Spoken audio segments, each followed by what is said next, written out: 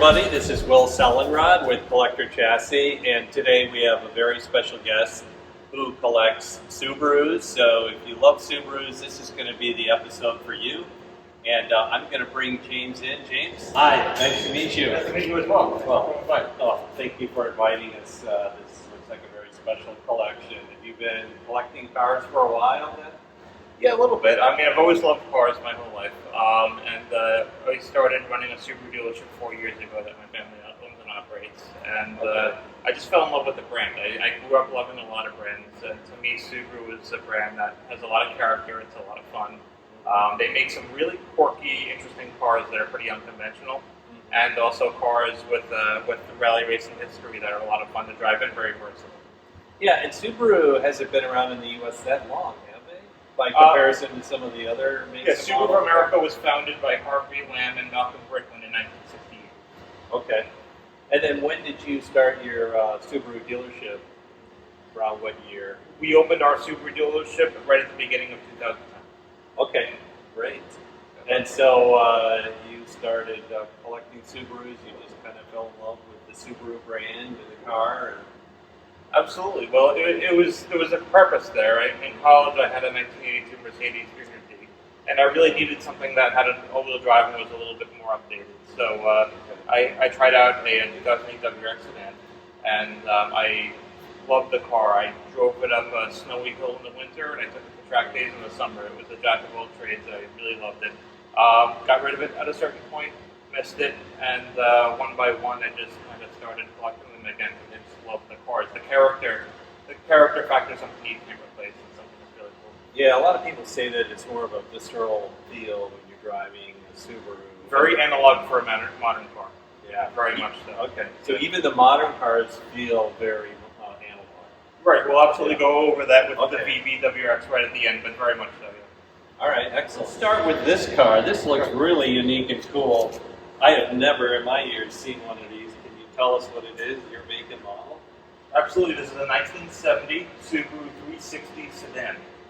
So this was the beginning of the K car, and a car that was built by regulation for cities. And it's a very tiny, compact car, so you can park quite a few of them in a city. The car started being built by Subaru in 1958, and this was their first car. Their founding company was Fuji Heavy Industries, and they made airplane parts prior to that. And one of their arms was Subaru. They wanted to try to start making actually first scooters, the Rabbit scooter, and the 360 sedan. That's kind of what they started with. And when entrepreneur Malcolm Bricklin, who you may know from the Bricklin car that was made, as well as Harvey Lamb, brought in these Rabbit scooters into the 60s. They were pretty great scooters, but in 1968 they stopped making them. So they went over to Japan saying, hey, we think that there's still a demand for this. They said, sorry, but we have this car. If you want to give it a shot, and they did. They gave it a shot. We only got it here in '68, so it was about 10 years after the fact that it came out. It was a highly coveted car in Japan, a big success. At over 300,000 units sold in Japan. It was nicknamed the Ladybug because it was loved so much and kind of looked a little bit like a ladybug. And yeah, they brought it over here, and it was a flop. It was a total flop. Yeah, I was going to say, how because there was no dealer network for Subaru at the time. They did. They got a few dealers up and running, and they tried marketing it. There were actually 3 different body styles. There was the sedan, which we have in front of us. There was a van. There was a van that was about the same size, if you could believe it, a very tiny little van. And there was a pickup truck, which was really interesting, because typically when you design a car, you want all the heavy things in the middle. But they had the cab over the front wheel and the engine over the back wheel and the bed in the middle. It was really kind of a weird looking thing. They weren't a big success here. You know, at a time where you're driving Lincolns and Cadillacs, where the rear quarter panel is probably the size of this whole car, it was a tough sell. We wanted something big and powerful in the late 60s, and this was not that. Although it was cute and bubbly, it was not something that that was the muscle car era, right? Exactly. So everyone was getting heavy engines. Yeah, so it was a little tough. And there was no gas prices then either. Not yet. This probably would have fared a little bit better about 3 or 4 years later. But, you know, I mean, listen, it was a neat little car. They're very hard to find here, especially a U.S. spec left-hand drive car, because they're pieces of junk. They're really considered pieces of junk. I mean, the marketing slogan was cheap and ugly doesn't. And it was a car that was advertised for $1,297 point of sale. Wow. And the car weighs under 1,000 pounds. It's a 900-pound car. So it really wasn't that plush, luxurious, muscular car that people were looking for in the 60s. It didn't do well here, but luckily after that, when Subaru came out with the FF1, and then the four-wheel drive wagon after that, that's when they started gaining some momentum. Yeah. Well, can you walk us through the car in a little more detail? I don't know where the engine is, actually. I'm not embarrassed to say. It's right in the back. The engine's in the back over there, but we can go front to back if you want. If you take a look at the front over here. And this is all original, this car, correct, James? I painted the car. Okay. But in the front here, you got the spare tire. And the battery. Very efficiently laid out. Yeah, but it's funny. You'd think you'd have a trunk here, and you really don't, because your feet really are sitting right behind this. This is pretty much a firewall right there. Okay. You have the steering rack and then the firewall, and that's basically it. So if you take a look at the inside of the car, you can see your feet are pretty much where the front wheels are. So it's kind of funky. Yeah, so you got to kind of do a little bit of a twist to get into it, don't you? Yeah, it's actually not quite as bad as you'd think. But you know, it's definitely not the car that we're used to here in this market. One of my favorite things when you're sitting in it, though, and a lot of when you drive these older cars, we're used to having climate control. These cars kind of become there's a greenhouse effect. There's just no circulation. Okay. But they fixed that in this car because there's a little bit of a climate control system. If you want to take a look up front over here. Oh yeah. Absolutely. So and you feel that when you open that, you get. It's amazing the difference it makes. It really is. You actually get a lot of air from that. And I crack open the rear quarter windows, and you actually get really good air circulation in this car. This car is only good for about 55, 60 miles per hour, but that is a total game changer, even at 30 miles per hour. Now I noticed when I look at the doors, they're kind of concave, right? Right. Yep. So that's just to give you more space inside the car. They were big on interior space, yeah, and they were actually, even up until this day, they're very good at efficient designing interiors. Yeah, I mean, when you look at the headroom here, it looks like a very tall person could actually sit in this car. Absolutely, yeah, definitely. One of my favorite things to point out to people are actually the wheels. If you take a look at the wheel, there's no wheel in the sense that we know it. You actually have, over here, if you take a look, this is a brake drum right over here. So this brake drum is what you mount the wheel onto. You have a tire and a tube inside of the tire. Then you have an inner and an outer rim. So this piece over here is the outer rim, and there's an inner rim that bolt together with these bolts right over here. Okay. And you know what? I can tell when I look at the spare here, right? This kind of explains exactly. Yeah, definitely. So these bolts hold the inner and the outer rim together. And then you bolt them onto the brake drum right over here. And there's a tube in the tire just like you'd find in the bicycle. So it's actually pretty funny. One of my favorite little details about the car also is you can actually see the logo for Fuji Heavy Industries on each of these bolts, which I think is a really neat little detail. Well, you know, this was built in the 50s, correct? But started in 58. This one's the quality looks really good to me for the 50s when, I mean, I'm looking at the car right now and it looks really tight. I mean, it doesn't look fragile. No, I mean, well, yeah, there are definitely certain parts of it that are a little more frugal than you'd find on today's car. But you know, at that time, parts were built to last. I mean, whether it's the metal or any of the drivetrain components, they are definitely made to last. And everything on this car is very simple. But the driving characteristics are where you start to see some of this car's shortcomings. The wheels and tires are not big, and therefore controlling this car at 40, 50 miles per hour is a little bit of an adventure. So if somebody swerves in front of you, you're not going to have the traction that you have on a newer car. You're not going to have the braking that you have on a newer car, no ABS. So this car starts to become a little bit of a handful at a higher speed. Yeah. Well, let's take a look at the power plant. This was during the 60s when muscle cars were real popular. So this would be a complete alternative to that. Absolutely. Yeah, it's a little dark in here, but you can see it's a very little engine. You have some an exhaust fan over here. Keep in mind this is a 2-stroke engine. You have the oil tank right over here. So you got to fill that with oil. This is a later model, so these ones you actually had the automatic oil injection, which made it much, much easier to drive this car. So how's this on a reliability scale? Is it pretty reliable? Yeah, I mean, again, it's very simple, so it's almost reliable due to the fact that it's designed the way it is. I've driven the car pretty consistently over the course of the last year, and it's been pretty reliable. I haven't really had much of any issues. In the beginning, I think that there was some stuff in the fuel tank, and we had to keep replacing fuel filters. But now I think we got out of it, and everything's pretty good. Question: how did you find this car? I scour every single way to buy something for a long time, and this one actually popped up on eBay. There was a gentleman in Florida that had the car. He did the full mechanical restoration on the car, and when it came to doing the paint job, he, for whatever reason, he couldn't keep going with the car. So Okay. I reached out to him. I saw the listing on eBay, and we went back and forth with messages. I gave him a call, and we were able to strike a deal.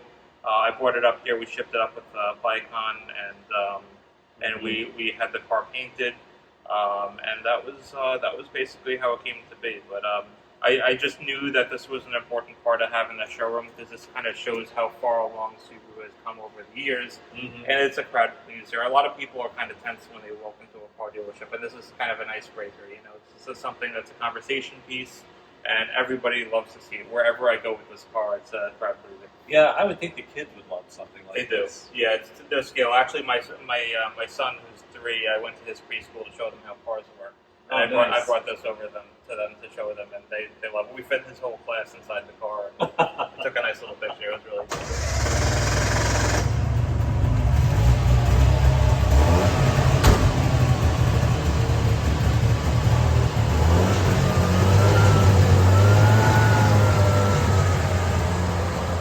Okay, we're going to continue to progress through James' collection of cars, and the first year, if you recall, was in 1970, and this would be next in line chronologically. So James, tell us about this year, make, and model in the car. This is a 1984 Subaru GL Brat. Okay. So Subaru at the time really wanted to try to make a small pickup truck, and what they did was every car that they made kind of had the same chassis, same front end and drivetrain between the 1600 and 1800 engines. And what they did was that they made this front end with a sedan, a coupe, a wagon, even a hatch, and they wanted to try a small pickup truck next, following with their four-wheel drive kind of theme going on. And this is 1978 that these came out, and they went to go make a small pickup truck. And what happened was that when they went to go get the car certified, the government said, no, I mean, you're going to get a chicken tax with this car because it's a small pickup truck. Those need to be made inside the country. So Subaru was like, oh shoot, okay, that's going to kill us because the car is going to become way too expensive. The whole idea is the car is cheap. Yeah. So they thought of a way to kind of get around it, and what they did was that they put a pair of jump seats in the bed. And they said, this isn't a small pickup truck, this is a recreational vehicle, and that's where the car gets its name, BRAT. BRAT is an acronym for Bi-Drive Recreational All-Terrain Transport. So it was a recreational vehicle, it's not a pickup truck, and they got away with it. The even better part is that once they finally did that, they actually, the insurance companies got involved and said, hey, you can't put people in the back of this car, that's ridiculous. So in certain states where you sold this car, they actually had to remove the back seats. The back seats were only a tool to be able to get to evade tax. And so if you bought one of these in Connecticut, the dealer had to take the seats out of the car again and then sell it. So it was really a loophole that they were working with when they made this car. Well, so what makes this one particularly special? Just because it had no rust when you bought it? Or? Correct. So this one I actually also found on eBay, and this one was in Nevada. It was a California Nevada car, and there's absolutely no rust, which on these cars is really hard. So it's got some sun-kissed paint over here, but it's a really, really nice example. Finding these in good shape is really hard. So the first thing we did was we resealed the engine, went through the drivetrain, so that's all done. The So when you reseal the engine, that's an engine out? Yes, engine out, and it's a very little engine. That was a learning process. Let's take a look at it. Absolutely. There's a lot to talk about under here as well. But Oh, the spare tire's in there too. That's absolutely. That was a signature Subaru move from the FF1 up until the GL wagons and the Royale.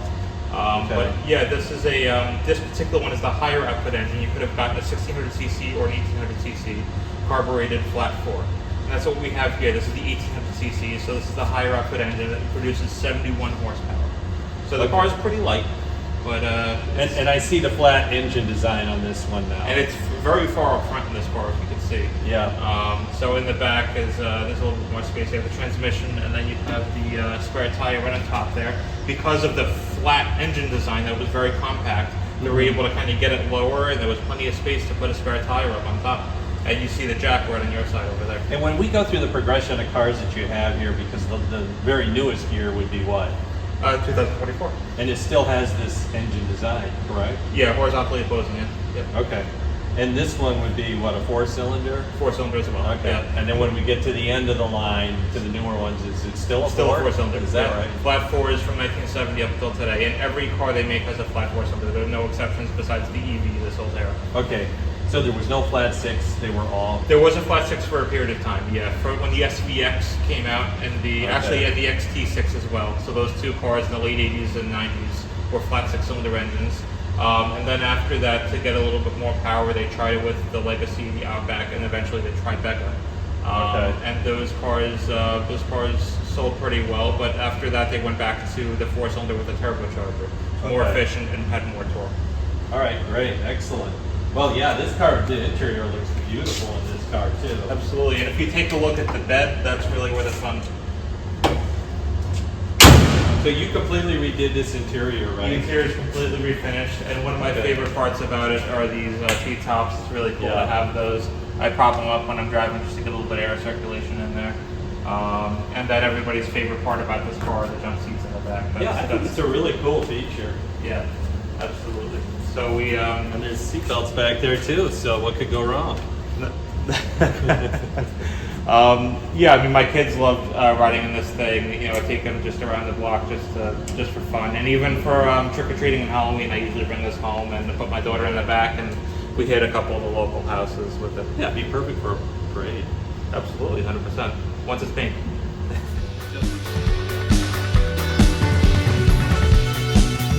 And on we go to the next car, and you know, this has always been one of my favorites. I don't know, the body lines, there's just something about it that I loved it when it first came out. I think it was, what, 2004? Correct. Yep. Absolutely. This is the 2004 WRX STI. This is an important car in Subaru's history because it's the very first year the STI was offered in the US. In other markets, it came out in 1992, the WRX, which stood for World Rally Experimental. And then they came out with a more hardcore version of it 2 years later in 1994 called the WRX STI. That was the Series 1. And they earned acclamations across the world for their success in the World Rally Championship with Colin McRae and Carlos Sainz Sr. They did very, very well with these cars. And they experimented a little bit in the late 90s with the 2.5 RS to see if people would want a car with a little bit more power, just a 2.5 liter instead of the smaller engine. And everybody was trying to figure out a way to turbocharge the car. So they said, okay, well maybe here in the US market there's a little something. So in 2002, they came out with the WRX with the bug eye, and they were continuing rally racing with Richard Burns at that time. And those were really popular. A year later, Mitsubishi, their rival, had an answer for it. The Mitsubishi Lancer Evo, 2003. So they upstaged Subaru. Subaru had 220 something horsepower.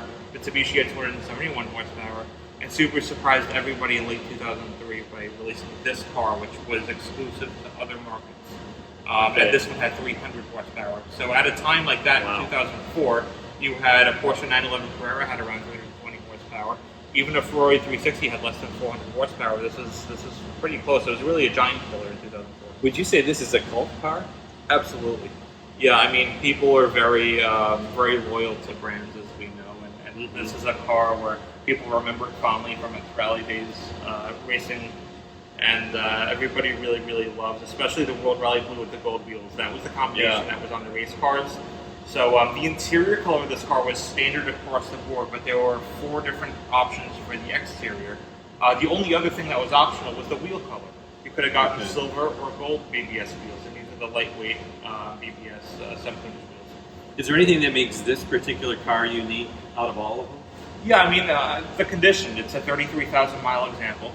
It's pretty close to stock. I have a Cobb Stage 2 set up on that just to kind of wake the car up a little let's bit. pop the hood on it while you're talking. So you can see that No spare tire this time. No, that they moved that to the back. They needed the space because, as you can see, there's an intercooler right here. You have the top mount intercooler for the turbo, and that's where the space went. They really needed to use every square inch of this engine bay for performance enhancements. So you have the turbo, you have the top-mounted intercooler, and these earlier cars, because they knew that people would be driving these a little more aggressive, actually had intercooler spray. If you take a look up here, you can see that there's little nozzles to spray water. Okay, so cool it down. Absolutely. And when you bought one of these new, you actually got a SCCA Track Day membership as well. Okay, for 2004. very cool. So they knew that people were really going to be pushing these cars on the limit, and they wanted to be a major player in the performance car game, which obviously Subaru didn't really have. Now, is this aftermarket or is that factory? That's actually a JDM accessory, so that's something that you could have gotten over in Japan, and somebody brought it in and put it on the car. Well, this car is extremely clean for 33,000 miles. I don't even see a stone chip on it. Yeah, when I bought the car, which was 4 years ago, we actually went through everything. We had not the engine out, but just about everything else out of the car, and then cleaned it up before we put it back in. So I found this car on Facebook Marketplace in Jersey. It's a low mileage car.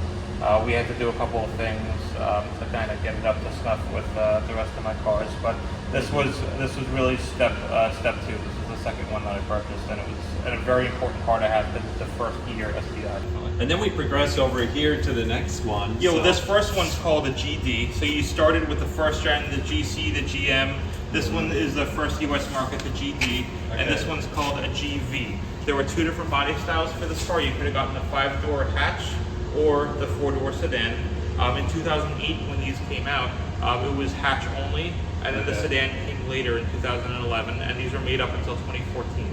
This example right here is a 2014 sedan, so it's a last model year. Not a lot of them were made because the 2015, the new body style came out early. So you're skipping a lot of years between these two. Yeah, these cars are 10 years apart. Yeah, absolutely. This is the next body style, so this is going from one body style to the other. So it is correct in that way. But this is the very first year of the GD, and this is the very last year of the GV, the sedan. Did this have the same popularity as this car when it came out then? Yeah, it was funny because when these cars were new, everybody kind of reminisces about the old cars, but we actually sold more of these than most dealers did of these.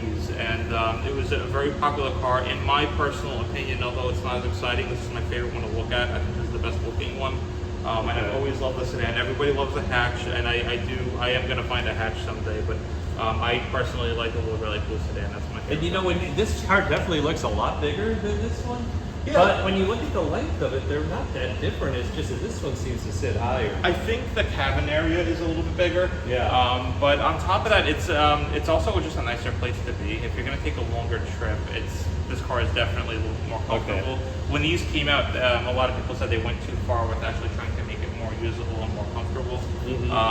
And in 2011, they actually changed a few things. They made the suspension a little stiffer. They made the sway bars a little thicker. And they tried making it a little bit more aggressive again. So this car really has all of the updates, and it's really, in my opinion, this is one of my favorite STIs that they ever made. Horsepower-wise, what's the difference? 5 horsepower increases to 305 horsepower. This car also has the top stage 2 setup, and this one's pro-tuned. So this one, it should actually have about probably 360 horsepower. And can you feel the difference? Or this isn't like heavier, so it offsets that extra horsepower? Exactly. Yeah, it's a little heavier, but it's also a little bit more power the way I have it set up. The car's fully stock minus the top stage 2 setup. And also when I got this car, it was on coilovers. So what I did was I took them off because they were too stiff, and I imported suspension from the S206, which was a special track-oriented version of the STI that was Japan only.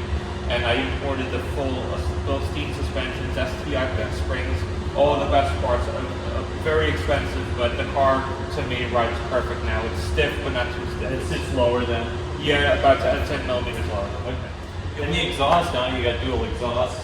Quad. You got quad exhaust. Quad. This had the single tip. Yeah. And if you got the sedan or the hatch, you would have gotten the quad. All right, so now we progress from the 2014 to the 2015. Let's talk about this one. This looks interesting.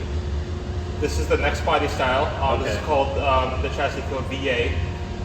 So this car is the 4th generation of the WX and STI. This is the very first model year, the 2015.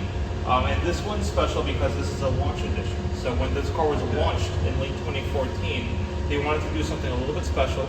And that's what they did. They took a base model STI, just the way I like it, and they added these gold BBS wheels to be reminiscent of the 2004 STI. Okay. So this car has the 4-pod and 2-pod Brembos, just like that car. It's got the gold BBS wheels, and to carry it even further, there's no sunroof and blue accents on the seats to also be reminiscent of what we saw with the 2004. And would that be a leather interior then? Yeah, it's a mix of leather on the outside and suede on the inside. Okay. And what about the power plant then? What are we looking at in terms of the engine? Then we're gonna keep things pretty boring. It's exactly the same. So it's the EJ25 once again. Okay. Same as the 2014. Same exact engine, 305 horsepower. Okay. This one is bone stock. There's nothing. There's no airbox. This is bone stock. This one only has 28,000 miles on it originally. Now, did you buy this on the used car market as well? Exactly. Okay. Yep. I bought this one. Had about I think it had 26 or 27 when I bought it. It's got 28 now. This one's fully stock, and I appreciate that. I had a meeting in Jersey I had to run to. I took this car just because it's quiet and it's still a lot of fun to drive. Mm-hmm. Yeah, it's beautiful condition. So this is definitely all stock. You haven't done anything to it. One single thing. And would you say this is as comfortable to drive as the other one? This is more. Okay. More comfortable. Yeah. So over the years, Subaru's getting a little quieter. More refined. Okay. Yeah. More refined. Absolutely. But at the same time, I actually remember test driving this car when it was new. And to me, I'm like, wow, the car may be very slightly heavier, but it's so confidence inspiring. This is the way the suspension and brakes are set up. It's better. I know that this car has the same brakes as the previous one, but they feel better. They feel more responsive. The way this car feels in turns, the steering rack is better. Everything is just better. And then we progress from here to this car back here. This was a popular model too, right? What year is this? This is a 2018. And this is also a WRX STI like we just saw, but what makes this one special is this is a Type RA. So Subaru wanted to do something a little bit special to just take it one step further with the STI, and that's what they did over here. Although the engine's the same, they did make some revisions to it by coating some of the pistons and rods and making the engine just a little bit stronger. And this one had 310 horsepower as opposed to 305 horsepower. There are a couple of other crucial improvements that were made with this car. The wheels you can see are gold BBS wheels yet again, but these ones are 19-inch wheels, so they're a little bit bigger. This car is upgraded to 6-pot Brembo brakes now. The black mirrors, a full carbon fiber roof, just to take a little bit of weight from up here and lower the center of the gravity of the car. And then back here you have the carbon spoiler as well.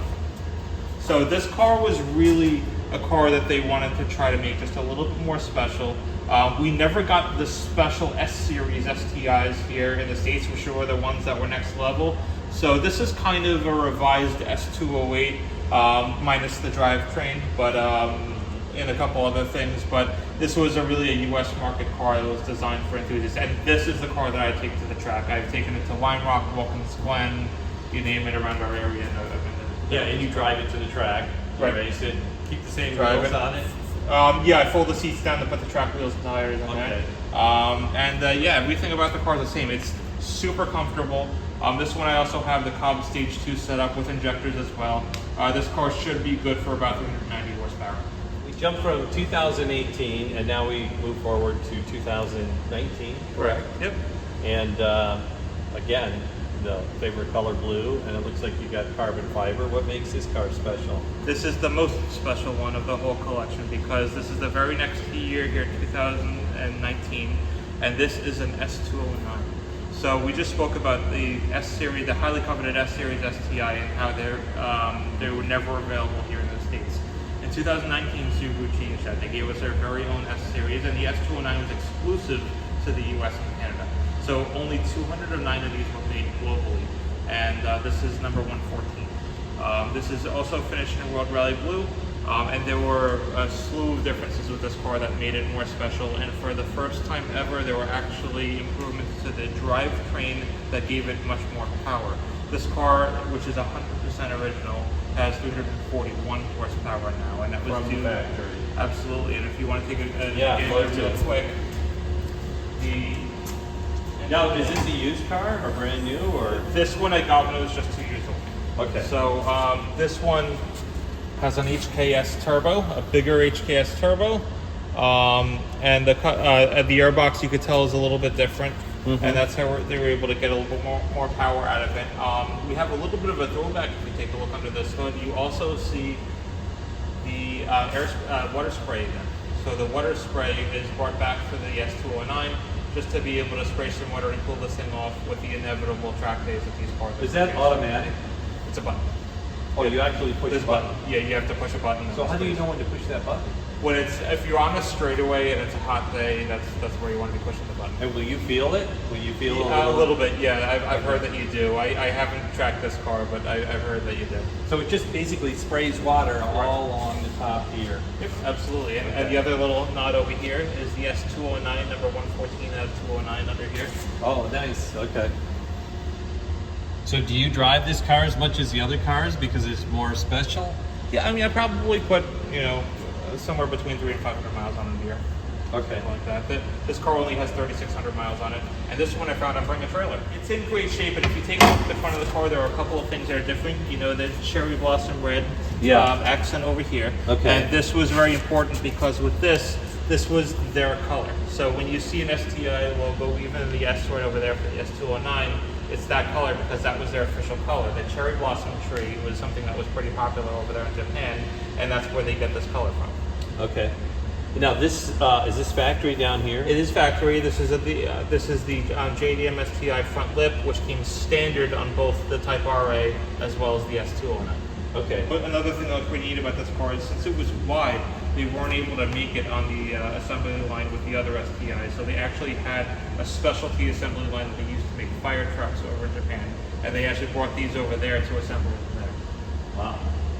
So it just So when you would order one of these, was it coming from the factory already with all the? It was one way to get it. Okay, it's only One way to get it. We got them. We only got one at our Subaru dealership, and we got it the way it was. There wasn't really anything to do. You could change the accessories a little bit, but that was it. You see that the carbon fiber roof and the carbon fiber spoiler assist on this car. The end plates are different on this one than the other one, but outside of that, they're about the same. With the back, you see we have the vents back here, which I think is a really cool accent right behind the widened fender. And then the S209 exclusive STI exhaust is a nice little touch. It is. And again, we see the cherry blossom accent right on the back bumper there. There's a couple little differences. It's got the Recaro seats, as well as you could see that trim piece right there is the cherry red once more, and it says S209 on it. So there are a lot of nods here to show the car's tie-in with the racing heritage. And then we have the ultra suede steering wheel, the STI emblem in place of the Subaru emblem, and I like the gray accents on the seats. I think that's a nice subtle little touch as well. To 2024. Absolutely. In 2022, the new WX chassis, the VB, came out, and to everybody's dismay, there was no more STI. There was a discontinue of the STI. So with this body style, we don't have an STI. But they did do something a little bit special for us. With this one, you have a couple of crucial performance changes. The drivetrain is exactly the same, but it's different that for the first time, everything we've looked at has had an EJ25. Now for this car, we have an FA24 is the engine on this car. So this is a direct injection, 2.4 liter flat four. This produces 271 horsepower. Again, not an STI drivetrain. This is a regular WX drivetrain. Also with a 6-speed manual, a different 6-speed manual, but a 6-speed manual nevertheless. But there are a couple of really interesting things to note here. If we take a look at the front end, I added an STI front lip. So that's something, as well as the STI performance mufflers. But with this specific one, this is called the TR. With the TR, we have 19-inch wheels instead of the standard 17 or the optional 18-inch wheels. We get 19-inch NP wheels on this car. Okay. We have big 6-pot Brembo brake calipers, which make a huge difference all the way around around. this. We have 2 pots in the back. We have Brembo 2 pots in the back and the 6 pots up here. So we have a nice wide tire. So now we've finally seen that Subaru's taken the dedication to make these WRXs just a little bit more special. Okay. I handed a couple of people at SOA a little bit just to make a couple little differences like this. The other big difference that we're going to see is actually in the interior. In the interior of this car, we've had just regular cloth seats or the ultra suede seats as well. And then this one, we have Recaros now. Oh yeah, the bolsters are much higher too. On the bottom and on the sides, you have a wide bolster, which is really quite an aggressive seat for a car like this that's prominently driven every day. But and the other thing I like is that although it's a higher trim level, we still have no sunroof. So they've killed that. They've made this a performance-focused car. Now it's interesting. There's no carbon fiber roof on this car. Keep in mind the price point on this car is quite a bit lower than it's been on the last two cars that we looked at. So Okay. the MSRP on this car, and prices have gone up, is about $44,000. Okay. And on those cars, I mean, that was 63 that car, and this was 51 on that car. Wow, that's So, a big difference. yeah. So this car, there's a different purpose here. This is not an STI. This is a regular WRX. But there are some very important performance changes that have been made, although it's not really going to be apparent in any straight line speed. The handling, for anybody that wants to take this car on the track or do some more spirited driving, is going to be very much enhanced up with this car. Yeah, I mean, the only other thing with this car is the back end. You can see that this is a new body style change, so the back of the car is quite a bit different. Yeah, it's a little more subdued, right? You don't have the aggressive spoiler on the back. Yeah. You still have the quad exhaust. The spoiler was always exclusive to the STI. The WRX never had a spoiler, so that's why this one doesn't. But yeah, it's definitely a little bit more of an aggressive look. You see with the back bumper, there's a lot of plastic there. Yeah. But they really tried to make the car a little more aggressive, probably to make up for the fact that there's no STI. Well, James, this has been really both educational and exciting to look at all these different Subarus. I had no idea that Subaru had so many different flavors of the WRX. Oh, absolutely. And it was really cool going through the history from 1970 all the way up to 2024. So are you going to keep this collection going? Absolutely. For as long as they'll make fun to drive manual cars, they'll keep it going. I mean, that to me is the great formula. It's a car that's easy to use. I have two kids. I could throw them into the back seat. I love a 6-speed manual. I really like that. So as long as they keep doing that, I'll keep going. Well, this is excellent. Well, thank you so much for your time. Of course. And showing us your cars. We really appreciated it. Thanks for coming. And we'll come back when you add some more cars in the future. I need a hatch and a fresh gun.